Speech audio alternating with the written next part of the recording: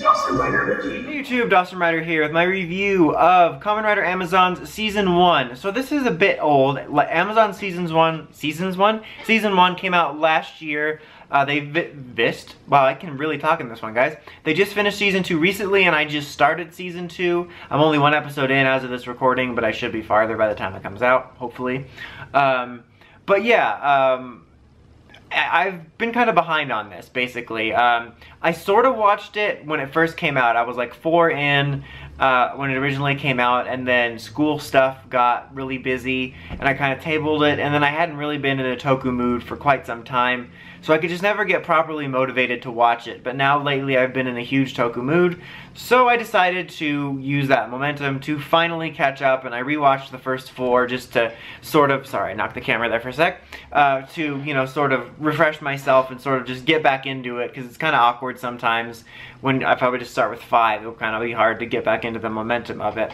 And like I've had a lot of people recommending it to me in a manner of speaking as if I didn't have already heard of it when I talked about things I wasn't liking in Current Rider, which is going to be something funny I'll get to in a minute. But yeah, Amazon's Season 1 was really good. I liked it a lot. And back when I watched the first 4, I liked it a lot. I actually loved it when it first came out.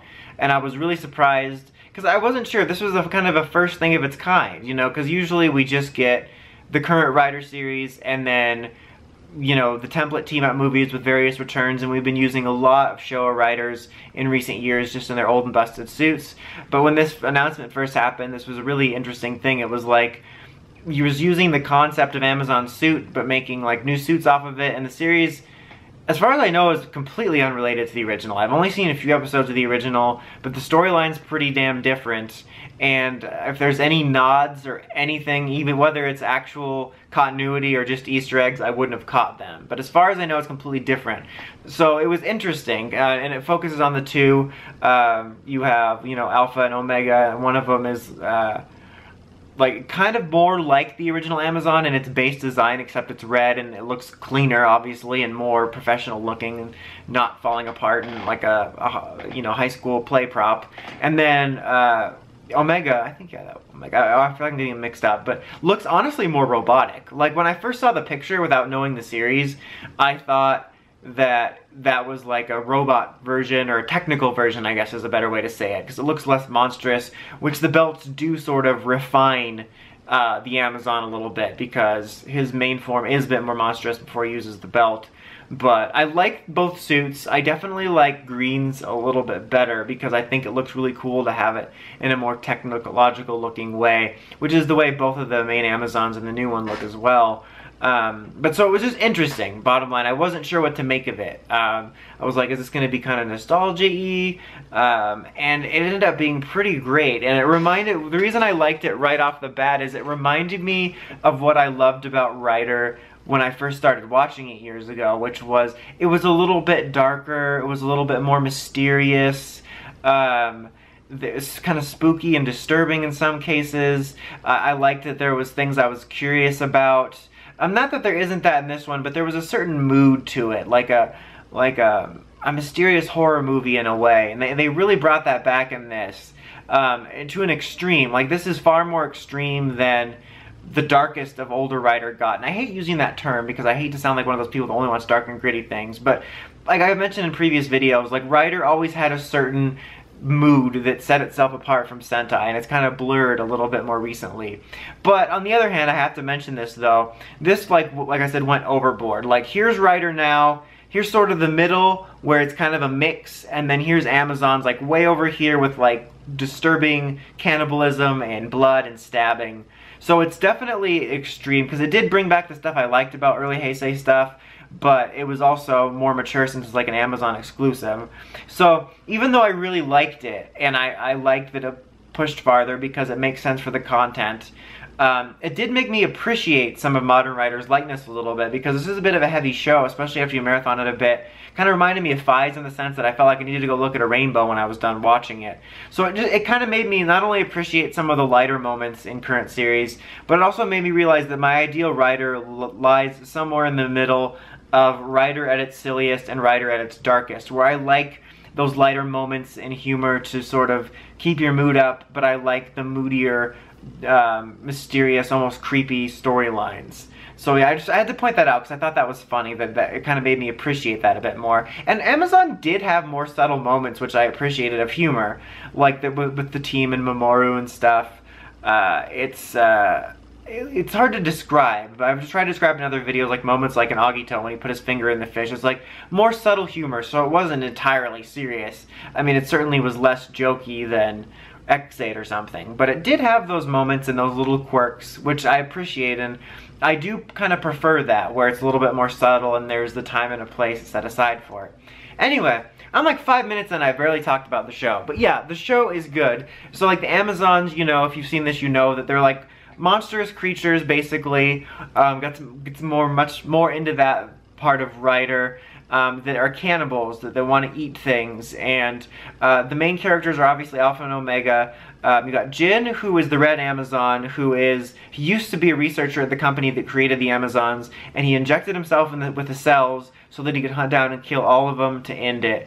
And then you have the Strike Team, which is basically making money off of hunting the Amazons for the company, and then you have Omega, who is the son.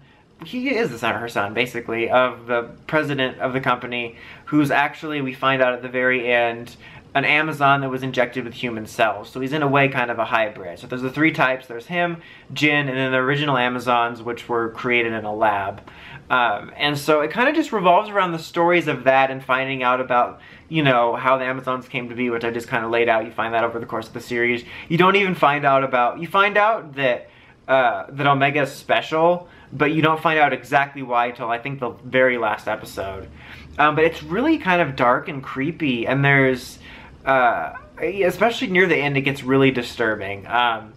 Like with the sort of the cannibalism aspect, and it's interesting because it's playing on a theme that is played on quite often in Rider, of like, I call it controversial science fiction issues, which it almost takes like things like race issues or discrimination and puts it in a sci-fi context and like tries to get you to see the point of the view of the enemy. And that can more often than not work. Like I honestly could feel sympathy for the Roymudes or even the Bugsters now and stuff like that. And I suppose they did conflict me quite a bit with the Amazons, especially when it endears you to ones like Mamoru, who was on the team. He's sort of like a kid. He was the initial Amazon on the Strike Team before Omega joined, and he was so likable and with a childlike wonder. But then when he turns at the end, that's when I think the most conflict came for me, because I grew to be attached to him, but then he became sort of a target and a threat. So that, I think, is where the conflict came in, and I guess with Omega a bit as well. But I had a harder time getting behind the Amazons because it was just so brutal and disturbing, the cannibalism. And it's weird because there's other things I watch shows like with vampires, like the originals. Like there's characters that just murder hundreds of people. I'm like, oh, it's fine, Klaus is a good guy. But it's like different than a vampire, because in those shows they can just feed on them and they can still be alive, but they're eating these people. And it's a very disturbing theme, so I had a harder time getting behind it, because sometimes I can get behind the conflict, but unless it was about an Amazon such as Mamoru, who I specifically had an attachment to, I was on Jin's side. Like, I was like, just take them all out. It's disturbing as hell. They need to go, and it's a threat to human life. And I didn't see it as much, I saw it much more black and white than I usually do, which was interesting, but with a tinge of conflict there. And I'm curious to see how the second season plays out as I get more into it. But I thought it was fascinating because when they go for those types of stories, like I said, usually I do feel that conflict. And I did feel it here, but it was different where I felt myself more aligning with Jin. In that I agreed that he should just take them all out because they're disturbing. So there was a lot of that in the storyline. Like I said, the mystery was there with that. As far as the characters goes, there was actually a lot of really good characters. My favorite was Jin. I liked him a lot. I thought he was pretty cool. He kind of had that likable, snarky personality. The show had a lot of really interesting ways of eating hard-boiled eggs and raw eggs, which is, I just mentioned that because that's so specifically him with eggs. And then that once one was eaten where he just like crushed it in his hand, hard-boiled egg, and just smashed it into his face, which I found funny. I could not go this review without mentioning that. But I liked Jin, and I thought it was a neat storyline to have him basically be a scientist that used to be on that team, but then took it upon himself to become an Amazon to stop this, and I basically agreed with him right up till the end, and his relationship with his wife was kind of interesting to watch. I thought it was one of the good dynamics of the series.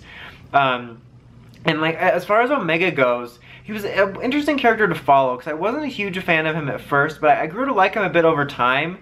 And I think he really had a decent arc throughout the series of being much more like a shut-in, kind of like Wataru in a way. And he was very kind of innocent and nervous, and he kind of really grew into himself, which is impressive for 13 episodes, considering sometimes writers don't have that complete of an arc in a 40-plus episode series.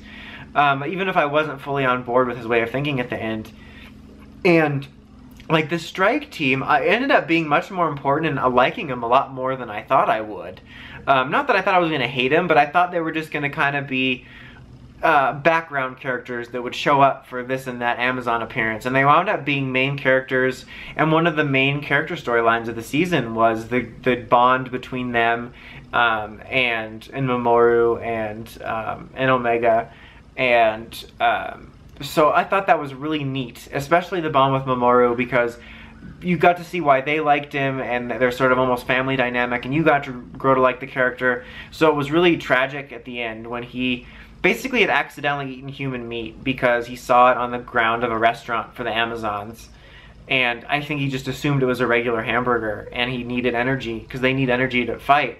And he didn't know it was human, so then he lost his taste and his ability to satiate his hunger with hamburgers and regular food, and he lost it and turned on one of his friends, and it was really heartbreaking in a way, especially for such an innocent character, and it really drove home how disturbing the concept is, seeing him sitting there chowing down on one of his friend's arms. And it was just a really touching scene at the end when everyone came back and like showed their necklaces, their team necklaces to him, and that was a really neat dynamic. And I think that team dynamic and storyline was one of my favorite parts of it, just unexpectedly, because like I said, I honestly thought they were just going to be the people that showed up every episode and just kind of got in the way, but that was really interesting. Like I said, I already talked about the suits. That had a really nice score that I felt fit it very well, was very epic at times. I don't think there's too much else I specifically have to say about it, because I don't want to ramble on too long, because I went on about 5 minutes about almost nothing. But yeah, I really liked this season. I thought it was a really good Toku show. I'm glad Rider isn't like this all the time. I'm glad that this exists as a nice side series. And like I said, I think my perfect mix lies somewhere in the middle of the silly and this. But it was really solid, really well done. Lots of good character storylines and intriguing plot, and some really good like food for thought issues to think about. That sounds weird, because as if it's an issue I should be thinking about, like, is cannibalism evil? Yes, it is. Like, they even said in the show, he's like, I don't think cannibalism is inherently evil. I'm like, yes, yeah, it is, I think. But yeah, it was just really good, filled with a lot of stuff I had missed from Rider. I liked it a lot. I can recommend it to those that are huge Rider fans and want to see something a little bit more so that pushes the envelope. Like I said, I just started season 2, so I will be doing a review on that when I finish that. And a lot of you are watching this probably have already seen season 2 or know what happens, so you're probably like, oh man, he doesn't even know stuff. But I figured I kind of wanted to do the review for this before I really got into season 2, so that like my opinions weren't tainted by about what comes next. But anyway, if I had to score the season, the first season, I would have to give it probably an 8.5 out of 10. I liked it quite a bit, and I'll be interested to see if they do more things like this in the future after season 2. I don't know how season 2 ended, but I don't know if they'll do more seasons, but I would love to see them do like other things like this, where they take like a show, a suit, and then repurpose it for new suits and do a new series based off of it. But anyway, that's about it. Until next time, don't forget to like, comment, subscribe. It's Awesome Rider, signing out.